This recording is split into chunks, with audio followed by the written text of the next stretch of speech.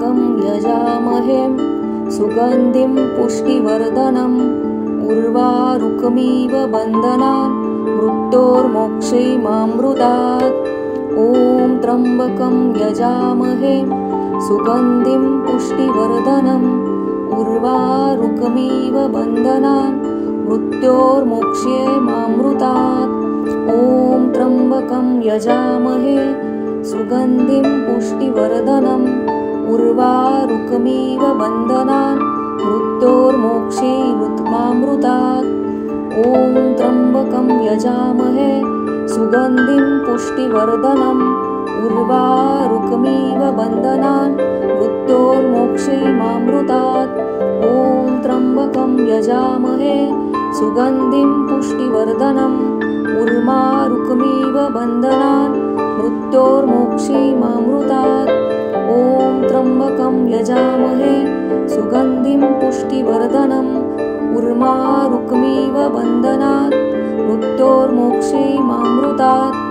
ॐ त्र्यम्बकं यजामहे सुगन्धिं पुष्टिवर्धनम् उर्वारुकमिव बन्धनान् मृत्योर्मोक्षैमामृतात्।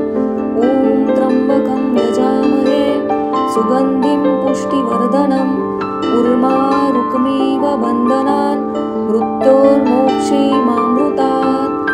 ॐ त्र्यम्बकं यजामहे सुगन्धिं पुष्टिवर्धनम् उर्वारुकमिव बन्धनान् मृत्योर्मोक्षैमामृतात्।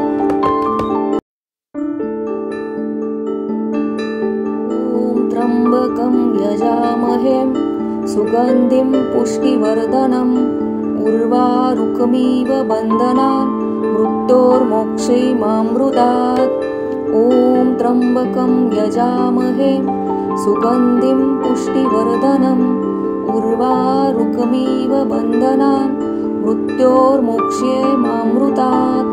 ॐ त्र्यम्बकं यजामहे सुगन्धिं पुष्टिवर्धनम् उर्वारुकमिव बन्धनान् मृत्योर्मोक्षैमामृतात्। ॐ त्र्यम्बकं यजामहे सुगन्धिं पुष्टिवर्धनम् उर्वारुकमिव बन्धनान् मृत्योर्मोक्षैमामृतात्। ॐ त्र्यम्बकं यजामहे सुगन्धिं पुष्टिवर्धनम् उर्वारुकमिव बन्धनान् मृत्योर्मोक्षैमामृतात्। ॐ त्र्यम्बकं यजामहे सुगन्धिं पुष्टिवर्धनम् उर्वारुकमिव बन्धनान् मृत्योर्मोक्षैमामृतात्। ॐ त्र्यम्बकं यजामहे सुगन्धिं पुष्टिवर्धनम् उर्वारुकमिव बन्धनान् मृत्योर्मोक्षैमामृतात्। ॐ त्र्यम्बकं यजामहे सुगन्धिं पुष्टिवर्धनम् उर्वारुकमिव बन्धनान् मृत्योर्मोक्षैमामृतात्। ॐ त्र्यम्बकं यजामहे सुगन्धिं पुष्टिवर्धनम् उर्वारुकमिव बन्धनान् मृत्योर्मोक्षैमामृतात्। ॐ त्र्यम्बकं यजामहे सुगन्धिं पुष्टिवर्धनम् उर्वारुकमिव बन्धनान् मृत्योर्मोक्षैमामृतात्। ॐ त्र्यम्बकं यजामहे सुगन्धिं पुष्टिवर्धनम् उर्वारुकमिव बन्धनान् मृत्योर्मोक्षैमामृतात्। ॐ त्र्यम्बकं यजामहे सुगन्धिं पुष्टिवर्धनम् उर्वारुकमिव बन्धनान् मृत्योर्मोक्षैमामृतात्। ॐ त्र्यम्बकं यजामहे सुगन्धिं पुष्टिवर्धनम् उर्वारुकमिव बन्धनान् मृत्योर्मोक्षैमामृतात्। ॐ त्र्यम्बकं यजामहे सुगन्धिं पुष्टिवर्धनम् उर्वारुकमिव बन्धनान् मृत्योर्मोक्षैमामृतात्।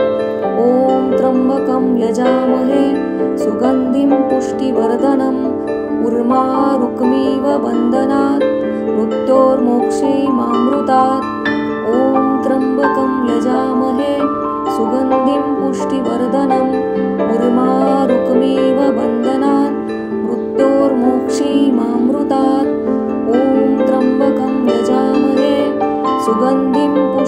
पुष्टिवर्धनम् उर्वारुकमिव बन्धनान् मृत्योर्मोक्षीमामृतात्।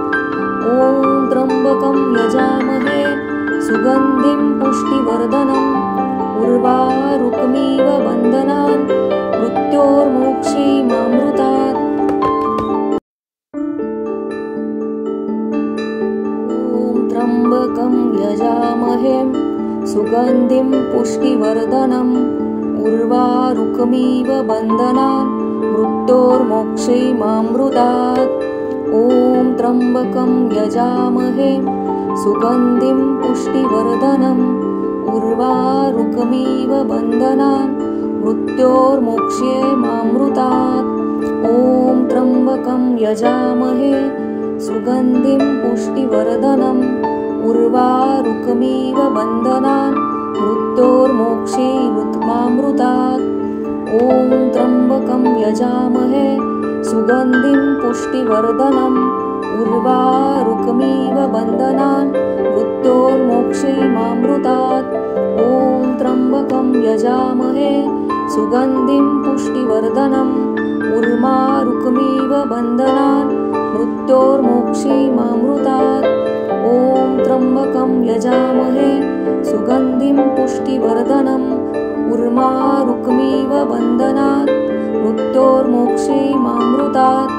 ॐ त्र्यम्बकं यजामहे सुगन्धिं पुष्टिवर्धनम् उर्वारुकमिव बन्धनान् मृत्योर्मोक्षीमामृतात्। ॐ त्र्यम्बकं यजामहे सुगन्धिं पुष्टिवर्धनम् उर्वारुकमिव बन्धनान् मृत्योर्मोक्षीमामृतात्। ॐ त्र्यम्बकं यजामहे सुगन्धिं पुष्टिवर्धनम् उर्वारुकमिव बन्धनान् मृत्योर्मोक्षीमामृतात्। ॐ त्र्यम्बकं यजामहे सुगन्धिं पुष्टिवर्धनम् उर्वारुकमिव बन्धनान् मृत्योर्मोक्षीमामृतात्।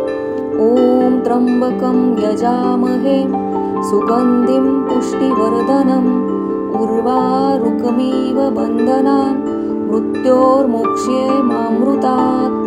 ॐ त्र्यम्बकं यजामहे सुगन्धिं पुष्टिवर्धनम् उर्वारुकमिव बन्धनान् मृत्योर्मोक्षीमामृतात्। ॐ त्र्यम्बकं यजामहे सुगन्धिं पुष्टिवर्धनम् उर्वारुकमिव बन्धनान् मृत्योर्मोक्षीमामृतात्। ॐ त्र्यम्बकं यजामहे सुगन्धिं पुष्टिवर्धनम् उर्वारुकमिव बन्धनान् मृत्योर्मोक्षीमामृतात्। ॐ त्र्यम्बकं यजामहे सुगन्धिं पुष्टिवर्धनम् उर्वारुकमिव बन्धनान् मृत्योर्मोक्षीमामृतात्। ॐ त्र्यम्बकं यजामहे सुगन्धिं पुष्टिवर्धनम् उर्वारुकमिव बन्धनान् मृत्योर्मोक्षीमामृतात्। ॐ त्र्यम्बकं यजामहे सुगन्धिं पुष्टिवर्धनम् उर्वारुकमिव बन्धनान् मृत्योर्मोक्षीमामृतात्। ॐ त्र्यम्बकं यजामहे सुगन्धिं पुष्टिवर्धनम् उर्वारुकमिव बन्धनान् मृत्योर्मोक्षीमामृतात्। ॐ त्र्यम्बकं यजामहे सुगन्धिं पुष्टिवर्धनम् उर्वारुकमिव बन्धनान् मृत्योर्मोक्षीमामृतात्। ॐ त्र्यम्बकं यजामहे सुगन्धिं पुष्टिवर्धनम् उर्वारुकमिव बन्धनान् मृत्योर्मोक्षीमामृतात्। ॐ त्र्यम्बकं यजामहे सुगन्धिं पुष्टिवर्धनम् उर्वारुकमिव बन्धनान् मृत्योर्मोक्षीमामृतात्। ॐ त्र्यम्बकं यजामहे सुगन्धिं पुष्टिवर्धनम् उर्वारुकमिव बन्धनान् मृत्योर्मोक्षीमामृतात्। ॐ त्र्यम्बकं यजामहे सुगन्धिं पुष्टिवर्धनम् उर्मारुकमिव बन्धनान् मृत्योर्मोक्षीमामृतात्। ॐ त्र्यम्बकं यजामहे सुगन्धिं पुष्टिवर्धनम् उर्मारुकमिव बन्धनात् मृत्योर्मोक्षीमामृतात्। ॐ त्र्यम्बकं यजामहे सुगन्धिं पुष्टिवर्धनम् उर्मारुकमिव बन्धनात् मृत्योर्मोक्षीमामृतात्। ॐ त्र्यम्बकं यजामहे सुगन्धिं पुष्टिवर्धनम् उर्मारुकमिव बन्धनान् मृत्योर्मोक्षीमामृतात्। ॐ त्र्यम्बकं यजामहे सुगन्धिं पुष्टिवर्धनम् उर्वारुकमिव बन्धनान् मृत्योर्मोक्षीमामृतात्।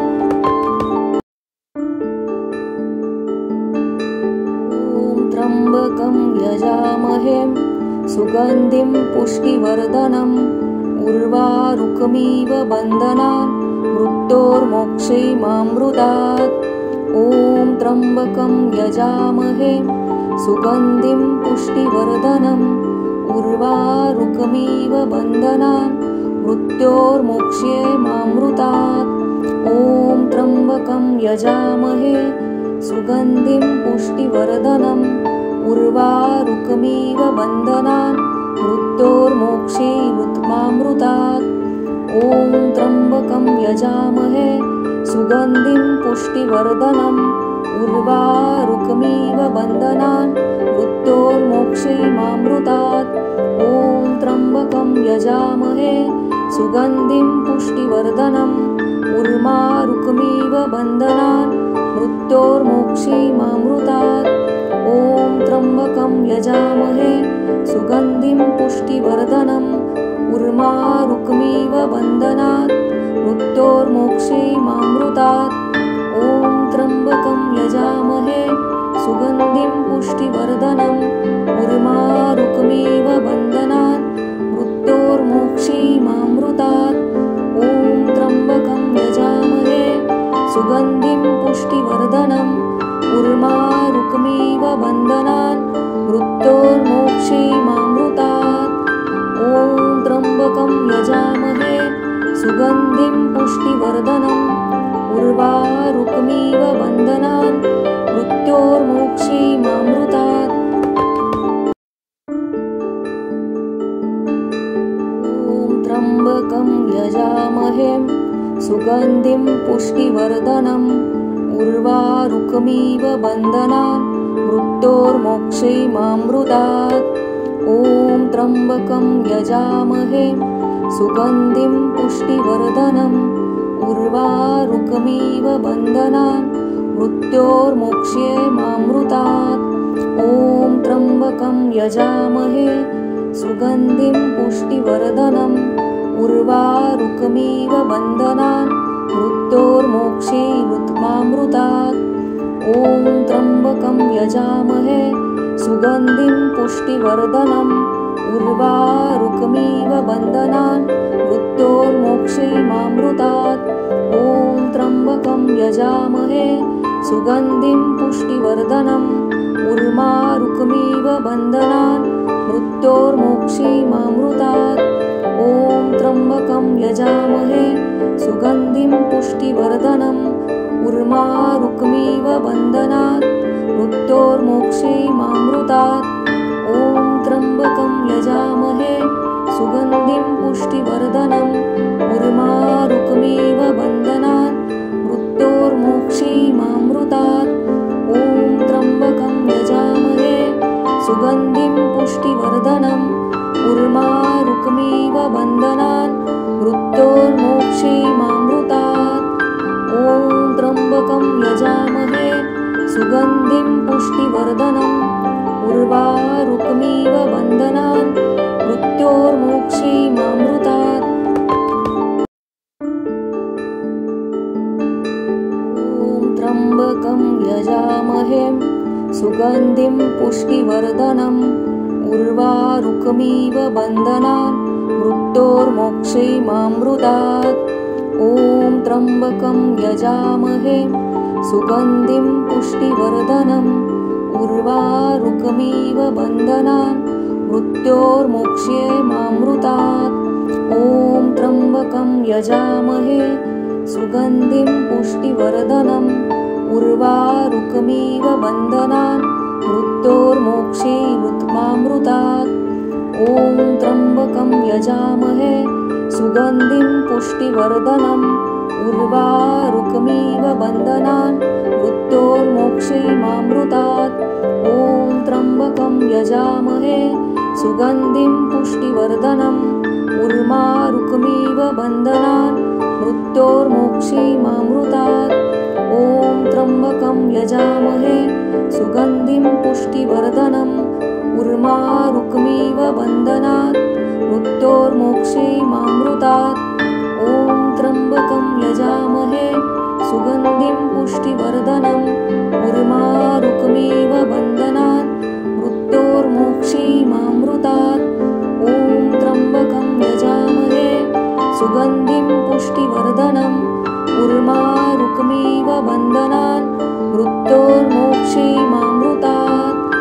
ॐ त्र्यम्बकं यजामहे सुगन्धिं पुष्टिवर्धनम् उर्वारुकमिव बन्धनान् मृत्योर्मोक्ष्येमामृतात्।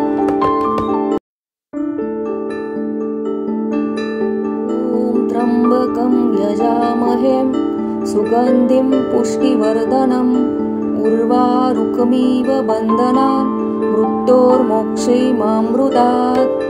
ॐ त्र्यम्बकं यजामहे सुगन्धिं पुष्टिवर्धनम् उर्वारुकमिव बन्धनान् मृत्योर्मोक्ष्येमामृतात्। ॐ त्र्यम्बकं यजामहे सुगन्धिं पुष्टिवर्धनम् उर्वारुकमिव बन्धनान् मृत्योर्मोक्ष्येमुत्मामृतात्। ॐ त्र्यम्बकं यजामहे सुगन्धिं पुष्टिवर्धनम् उर्वारुकमिव बन्धनान् मृत्योर्मोक्ष्येमामृतात्। ॐ त्र्यम्बकं यजामहे सुगन्धिं पुष्टिवर्धनम् उर्वारुकमिव बन्धनान् मृत्योर्मोक्ष्येमामृतात्। ॐ त्र्यम्बकं यजामहे सुगन्धिं पुष्टिवर्धनम् उर्वारुकमिव बन्धनान् मृत्योर्मोक्ष्येमामृतात्।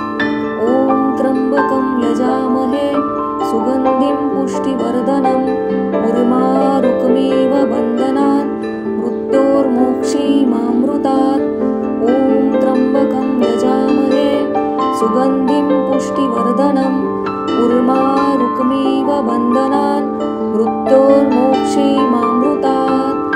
ॐ त्र्यम्बकं यजामहे सुगन्धिं पुष्टिवर्धनम् उर्वारुकमिव बन्धनान् मृत्योर्मोक्ष्येमामृतात्।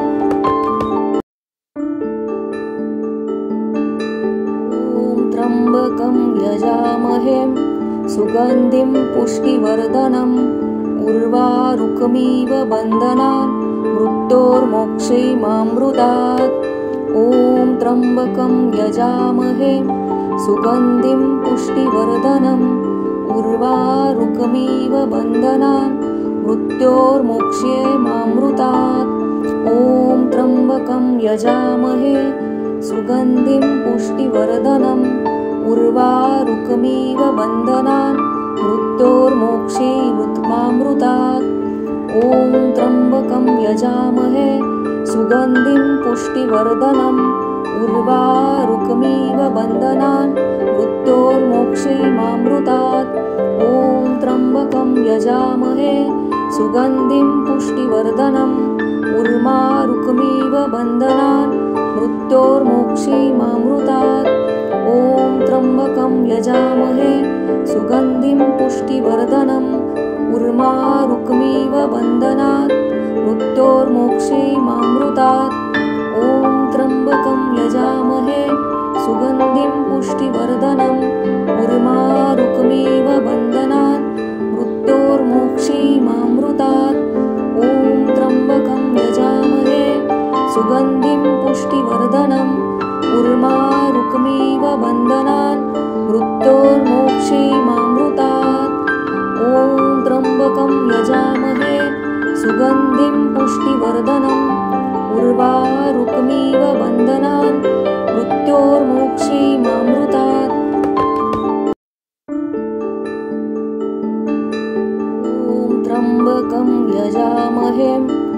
सुगन्धिं पुष्टिवर्धनम् उर्वारुकमिव बन्धनान् मृत्योर्मोक्षैमामृतात्। ॐ त्र्यम्बकं यजामहे सुगन्धिं पुष्टिवर्धनम् उर्वारुकमिव बन्धनान् मृत्योर्मोक्षैमामृतात्। ॐ त्र्यम्बकं यजामहे सुगन्धिं पुष्टिवर्धनम् उर्वारुकमिव बन्धनान् मृत्योर्मोक्षैमामृतात्। ॐ त्र्यम्बकं यजामहे सुगन्धिं पुष्टिवर्धनम् उर्वारुकमिव बन्धनान् मृत्योर्मोक्षैमामृतात्। ॐ त्र्यम्बकं यजामहे सुगन्धिं पुष्टिवर्धनम् उर्वारुकमिव बन्धनान् मृत्योर्मोक्षैमामृतात्। ॐ त्र्यम्बकं यजामहे सुगन्धिं पुष्टिवर्धनम् उर्वारुकमिव बन्धनात् मृत्योर्मोक्षैमामृतात्।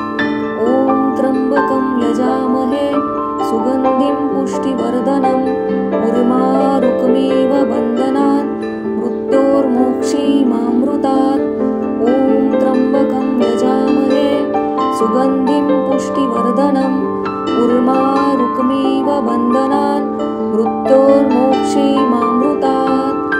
ॐ त्र्यम्बकं यजामहे सुगन्धिं पुष्टिवर्धनम् उर्वारुकमिव बन्धनान् मृत्योर्मोक्षैमामृतात्। ॐ त्र्यम्बकं यजामहे सुगन्धिं पुष्टिवर्धनम् उर्वारुकमिव बन्धनान् मृत्योर्मोक्षैमामृतात्। ॐ त्र्यम्बकं यजामहे सुगन्धिं पुष्टिवर्धनम् उर्वारुकमिव बन्धनान् मृत्योर्मोक्षैमामृतात्। ॐ त्र्यम्बकं यजामहे सुगन्धिं पुष्टिवर्धनम् उर्वारुकमिव बन्धनान् मृत्योर्मोक्षैमामृतात्। ॐ त्र्यम्बकं यजामहे सुगन्धिं पुष्टिवर्धनम् उर्वारुकमिव बन्धनान् मृत्योर्मोक्षैमामृतात्। ॐ त्र्यम्बकं यजामहे सुगन्धिं पुष्टिवर्धनम् उर्वारुकमिव बन्धनान् मृत्योर्मोक्षैमामृतात्। ॐ त्र्यम्बकं यजामहे सुगन्धिं पुष्टिवर्धनम् उर्वारुकमिव बन्धनान् मृत्योर्मोक्षैमामृतात्। ॐ त्र्यम्बकं यजामहे सुगन्धिं पुष्टिवर्धनम् उर्वारुकमिव बन्धनान् मृत्योर्मोक्षैमामृतात्। ॐ त्र्यम्बकं यजामहे सुगन्धिं पुष्टिवर्धनम् उर्वारुकमिव बन्धनान् मृत्योर्मोक्षैमामृतात्। ॐ त्र्यम्बकं यजामहे सुगन्धिं पुष्टिवर्धनम् उर्वारुकमिव बन्धनान् मृत्योर्मोक्षैमामृतात्।